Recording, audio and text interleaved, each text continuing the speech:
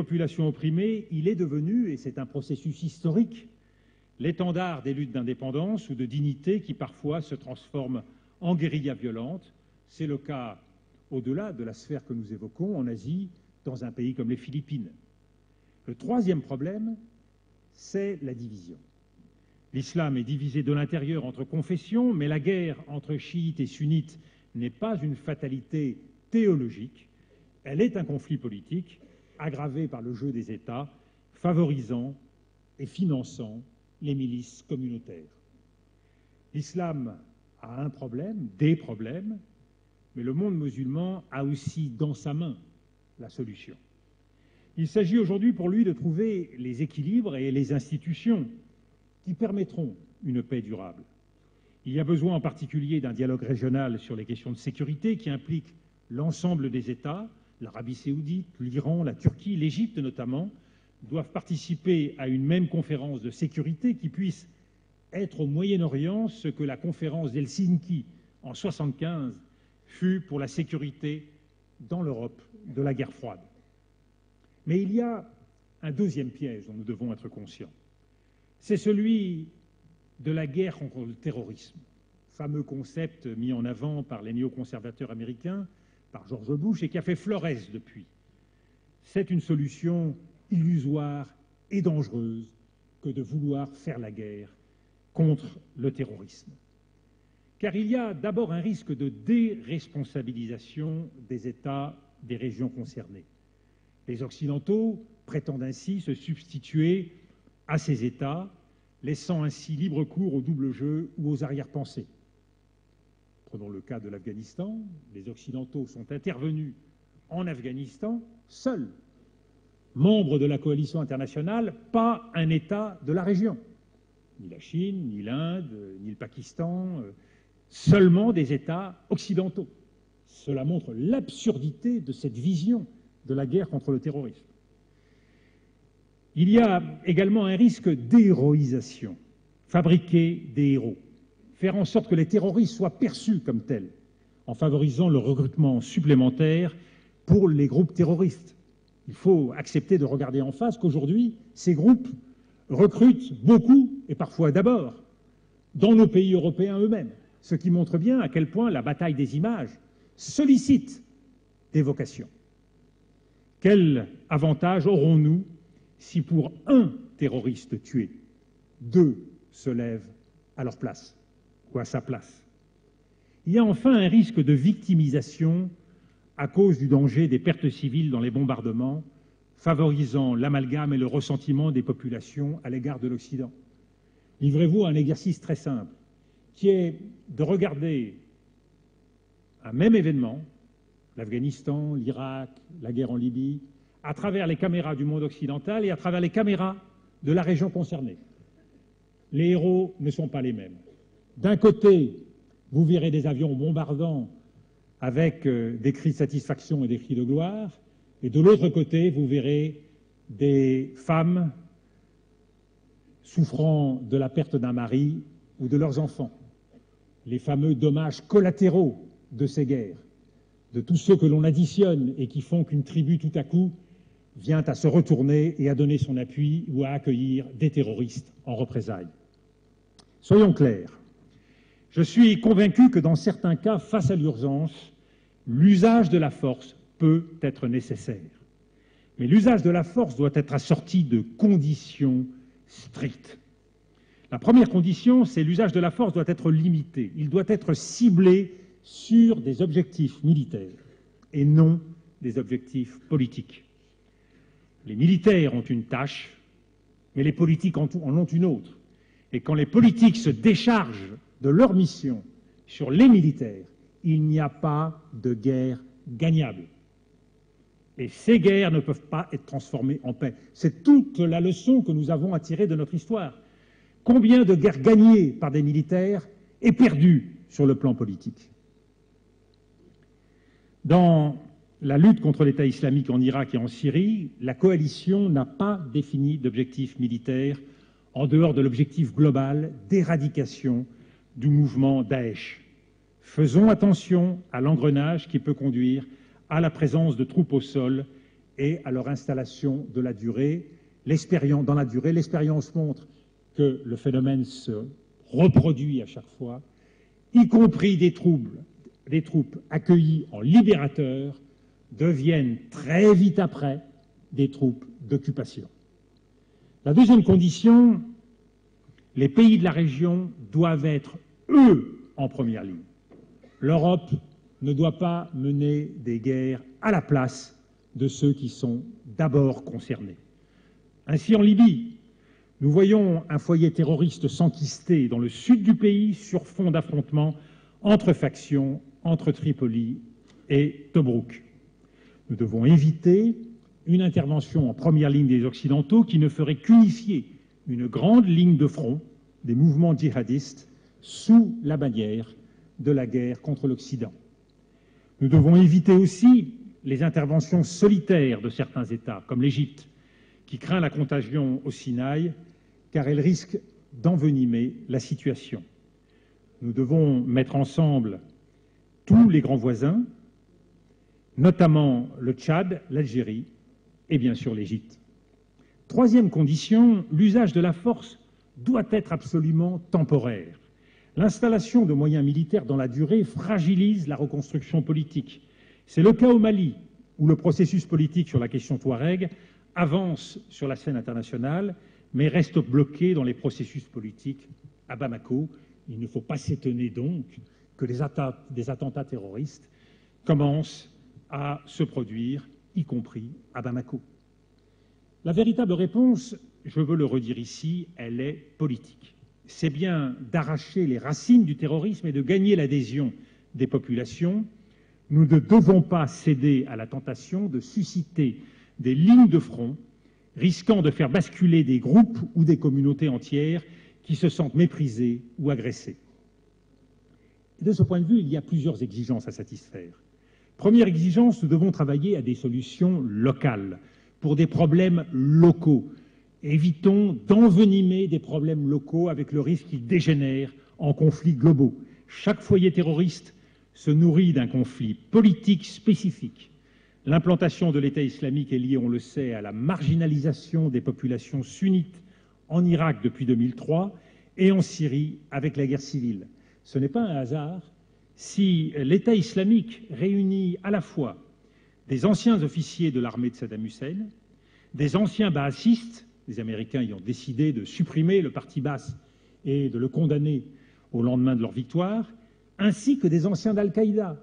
Tous ceux qui ont été rejetés se sont rassemblés, c'était prévisible.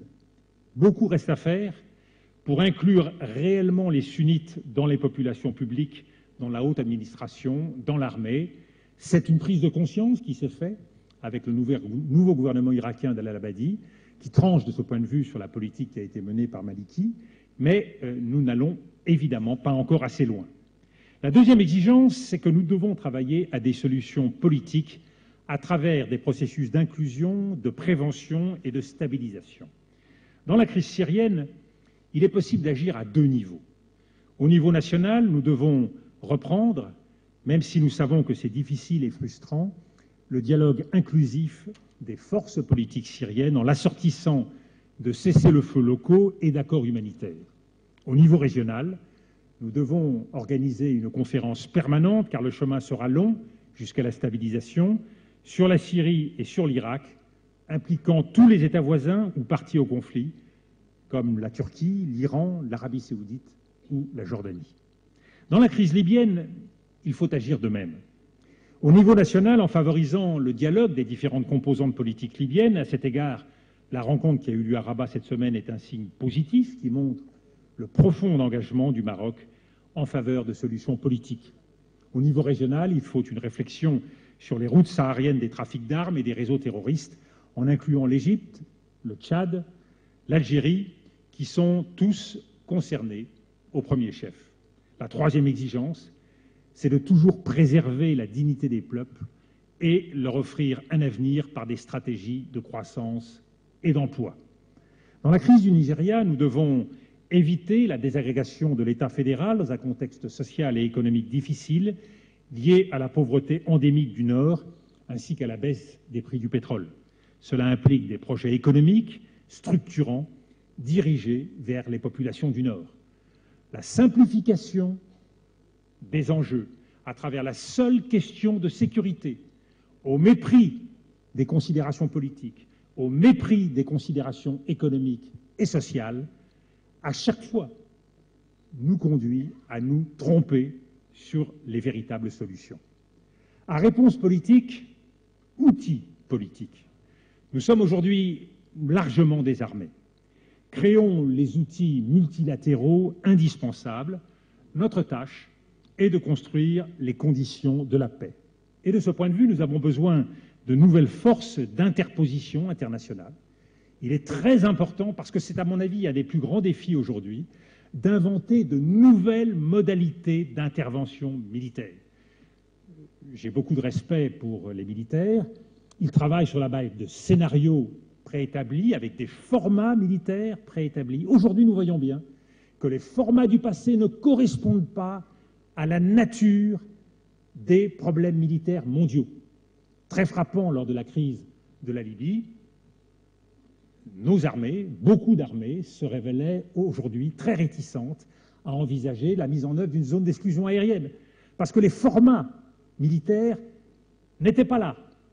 Alors, eh bien, il était plus facile de s'engager directement et de bombarder et d'envoyer les troupes au sol, mais malheureusement, ce n'était pas l'outil qu'il fallait dans ce pays-là. Et cela a conduit à la crise que nous connaissons aujourd'hui. Il est donc très important sur le plan militaire de faire le travail de planification pour essayer de définir de nouveaux concepts, de nouveaux modules d'intervention. Et c'est une tâche qui intéresse les militaires comme les politiques. L'idée que les conflits militaires vus du Nord doivent être conduits avec 0 mort ne prend pas en compte la complexité des situations. Il faut accepter d'intervenir militairement avec des risques et avec des pertes, dès lors que l'enjeu politique est nécessaire. Pour ces nouvelles forces d'interposition internationale, il faut un mandat plus clair et un rôle plus important. Il y a des crises où la communauté internationale doit avoir le courage d'imposer un processus de paix. Je suis convaincu que c'est le cas, par exemple, dans la crise israélo-palestinienne, qui est depuis trop longtemps dans l'impasse. Il faut une force diversifiée, des forces d'interposition essentiellement occidentales n'ont pas la crédibilité et la légitimité d'intervenir, la légitimité nécessaire, pardon. C'est un bon signe de ce point de vue de voir la Chine renforcer sa présence dans les unités de casque bleu, au point d'être aujourd'hui le principal contributeur en hommes des Nations Unies. Nous avons aussi besoin d'inventer des instruments de sauvegarde des États fragiles. C'est essentiel sur le plan civil. L'Europe a un rôle tout particulier à jouer dans ce domaine. Il faut des capacités administratives, des capacités fiscales, judiciaires, pour consolider les branches de l'action et de l'autorité de l'État en partenariat avec la fonction publique locale. C'est l'expérience de l'Union européenne dans ses élargissements. Comment faire qu'un pays comme la Roumanie et la Bulgarie deviennent un véritable État de droit en quelques mois ou quelques années? C'est un travail colossal. Eh bien, imaginons, après une intervention militaire en Libye, comment la Libye pouvait être à nouveau un État de droit sans un immense plan de consolidation administrative. Tout ceci a été malheureusement oublié. Il faut également des processus politiques pour diversifier et renouveler les élites politiques et les rendre plus représentatives. C'est un autre sujet. Je suis convaincu que la vision que nous avons de la démocratie africaine ne prend pas en compte la réalité de l'Afrique, notamment sa réalité ethnique, sa réalité sociale. Il faut donc inventer des statuts pour les oppositions, des statuts pour les anciens chefs de l'État qui permettent aux alternances de ne pas devenir ce qu'elles sont trop souvent aujourd'hui, tragiques, se réglant dans le bain de sang par la victoire des uns, qui est malheureusement une défaite sanglante et tragique pour les autres. Dans ce contexte de danger et de violence, nous avons une occasion historique, un devoir et un espoir, c'est de construire une maison commune pour l'Afrique, le Maghreb et l'Europe. Créer un tel partenariat, c'est une question existentielle face à la mondialisation. C'est une question d'échelle. Au mieux, 500 millions d'Européens ne compteront pour rien dans un monde où l'unité de compte, il faut en prendre conscience, c'est le milliard d'hommes. Si nous ne pesons pas le milliard d'hommes, que pouvons-nous face à l'Inde, face à la Chine, face à des continents qui s'organisent, l'Afrique demain? 1 milliard d'hommes, c'est l'unité de compte du Nouveau Monde. C'est une question également de complémentarité. Nous ne pouvons pas nous passer de la rive sud de la Méditerranée. En effet, l'interdépendance est déjà une réalité. L'Algérie est le 3e fournisseur de gaz naturel de l'Europe. Près des 2/3 des importations comme des exportations du Maghreb se font avec l'Union européenne. Et c'est bien là que se trouvent les gisements de croissance du proche avenir pour l'Europe, comme le montre le dynamisme du Maroc, de la Turquie ou encore de la Tunisie. C'est une question, enfin, d'efficacité. Dans un monde multipolaire, il est nécessaire de disposer d'un pôle capable de prendre appui sur la puissance européenne, mais qui est ouvert sur son entourage pour affronter les défis globaux. Certains Européens ont pu penser qu'ils auraient pour eux la sécurité, la stabilité, le développement, plus le confort, et peu importait ce qui se passait autour. Non, non. Les trafics, l'immigration clandestine sont là pour nous rappeler que notre devenir est partagé. Donc la démarche de partenariat renforcé et progressif, poursuivant les buts de sécurité, de stabilité globale ainsi que d'intégration économique, constitue bien la seule alternative crédible. Nous devons construire ce partenariat sur des principes solides. Premier principe, le rapprochement entre les peuples. Cela veut dire miser sur l'éducation, sur la jeunesse, sur la formation, à travers des bourses d'excellence pour les étudiants, le financement de séjours d'étudiants européens en Afrique sur le modèle de ce que fut Erasmus et vice-versa, et des partenariats entre universités africaines et européennes, notamment dans le domaine de l'éducation numérique francophone. Cela signifie placer la culture au cœur du projet commun afin de traiter la question des identités complexes et multiples qui font aussi bien la richesse que la difficulté du projet entre l'Europe, le Maghreb et l'Afrique. La création, la littérature, en particulier la littérature arabe, si riche aujourd'hui, le cinéma, tous doivent être soutenus. Cela signifie miser sur la vitalité des tissus économiques, sur les PME, sur les entrepreneurs, à travers la création et la mobilisation d'instruments multilatéraux. Pour cela, il faut mettre sur pied un fonds Europe, Maghreb, Afrique, doté d'au moins 30 à 40 milliards d'euros de capitaux publics et privés, avec le meilleur effet de levier possible et la meilleure signature possible. J'ai la conviction qu'il faut également une agence de notation commune pour évaluer les risques et cibler le parcours financier, agence de notation chargée de superviser, d'évaluer et de monitorer le risque des projets transnationaux développés dans le cadre de ce partenariat. Deuxième principe, le pragmatisme. Visons des solidarités concrètes plutôt que des concepts abstraits. Créons l'unité des esprits par l'unité économique. Les infrastructures transnationales sont la priorité pour les investissements. Il y a des besoins immenses pour l'électricité, les transports, les lignes ferroviaires interrégionales, les liaisons maritimes. Il y a des besoins immenses pour l'énergie, car l'Afrique demeure un gisement essentiel pour les énergies renouvelables, qui pourront constituer à l'avenir une de ses principales richesses. 7% seulement du potentiel hydroélectrique est actuellement converti en électricité. La satisfaction des besoins essentiels des populations, c'est la deuxième priorité concrète. L'agriculture sur un continent confronté à la faim et à la demande d'une population en augmentation rapide exige un soutien organisé au maintien des exploitations familiales et au lissage des prix, soit par la régulation, soit par des mécanismes de compensation. Enfin, l'accès à l'eau est aussi un défi majeur pour ce continent. 42% de la population en est privée.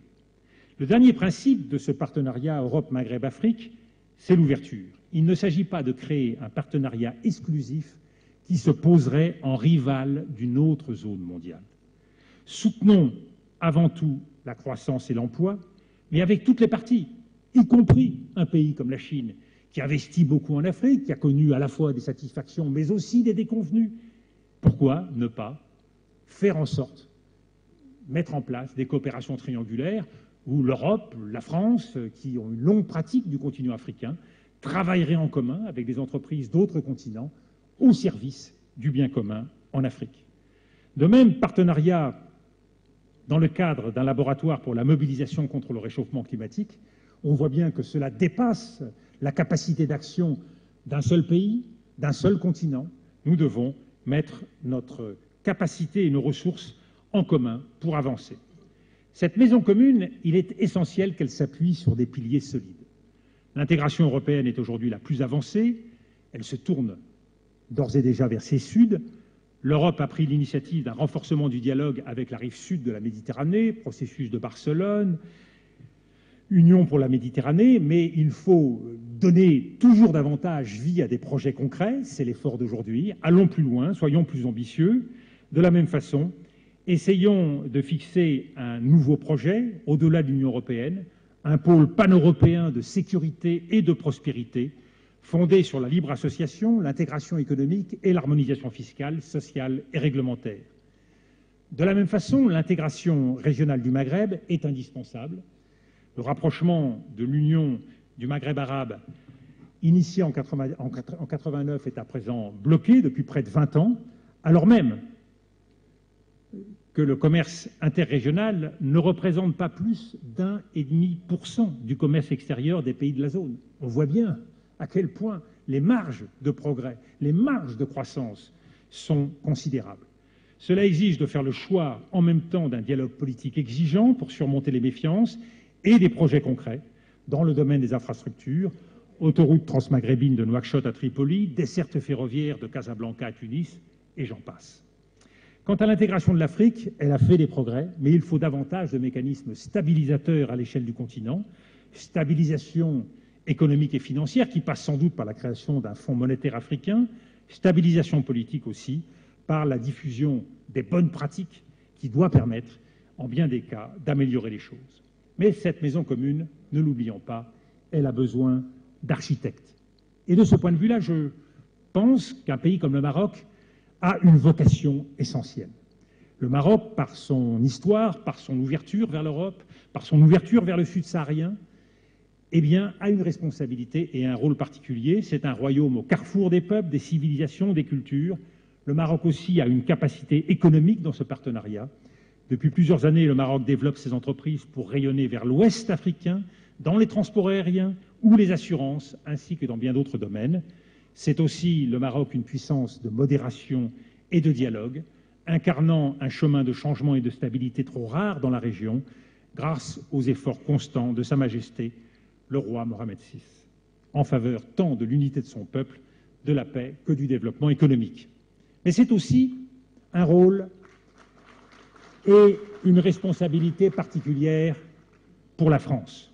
La vocation économique de la France, c'est de revivifier sa relation avec le Sud, de la même manière que l'Allemagne, après la réunification, a su intégrer autour de son économie une vaste zone s'étendant vers l'Europe de l'Est. Dans le domaine du tourisme, dans le domaine de la santé, des industries manufacturières et notamment automobiles, de nombreux partenariats de co-développement sont possibles entre le Maroc, l'Algérie, la Tunisie d'un côté et la France d'autre part. Et je me réjouis qu'après une période d'inutiles malentendus, la relation entre la France et le Maroc redevienne ce qu'elle ne doit jamais cesser d'être, c'est-à-dire une relation exemplaire. La rencontre cette semaine entre nos deux ministres des Affaires étrangères, Laurent Fabius et Saladin Mezouar, a permis d'aplanir les différences. Je m'en réjouis. Mais la France a aussi une vocation culturelle liée à son histoire. Les réactions du monde aux événements tragiques des 7 et 9 janvier l'a encore montré. La France a besoin du monde et le monde a besoin de la France, qui a un message particulier, une histoire originale, un lien fort avec l'Afrique qui doit lui permettre, comme elle l'a toujours fait dans le passé, de se faire l'avocat des intérêts et des défis communs entre les deux continents. Je n'oublie pas la francophonie que nous partageons et qui constitue non seulement un instrument culturel de première importance, mais aussi un outil économique et social d'envergure. Chers amis, à la vérité, nous avons besoin d'hommes et de femmes de tous horizons pour construire des liens et des passerelles. Nous avons besoin de la mobilisation des intellectuels autour d'un grand projet. Nous avons besoin de l'enthousiasme des entrepreneurs. Nous avons besoin des femmes, et je le dis sachant que le Forum de Crans-Montana a mis une lumière particulière sur le rôle et la responsabilité des femmes, car les femmes africaines dans le développement et le renouveau de ce continent, c'est évidemment un élément essentiel. Ce sont elles qui font vivre les villages, qui défendent la paix civile et religieuse au prix de difficultés et de souffrances parfois terribles. Ce sont elles encore qui diffusent les pratiques sanitaires et les conseils de prévention. Elles ont donc un rôle tout particulier dans ce défi. Nous avons besoin enfin d'initiatives et de fondations dynamiques. Et c'est une invitation, à l'image de quelques grands exemples que nous avons, qui doit nous conduire à davantage de mobilisation bénévole, seuls capables d'utiliser l'ensemble des ressources disponibles. Combien d'individus, de jeunes, de femmes, d'enfants ont envie de s'engager au service du continent et ne trouvent pas toujours l'organisation pour le faire. Et ici, mon ami Jean-Louis Borloo, qui prend l'initiative de lancer un grand pari pour l'électrification du continent, compte tenu que nous devons faire face au constat qu'il y a aujourd'hui encore trop peu d'électricité, trop peu de points de l'Afrique éclairée et qu'une grande partie reste dans la nuit. Comment imaginer le développement? Comment imaginer la stabilité? Comment imaginer la justice sans lumière? De la même façon, un autre ami, nous avons participé au même gouvernement où nous avons cherché à mettre de côté les querelles politiciennes pour travailler ensemble, Philippe Douste-Blazy, qui met aujourd'hui son énergie au service de la santé à travers une initiative formidable, UNITAID, et à travers la défense et le rôle de l'Organisation des Nations Unies.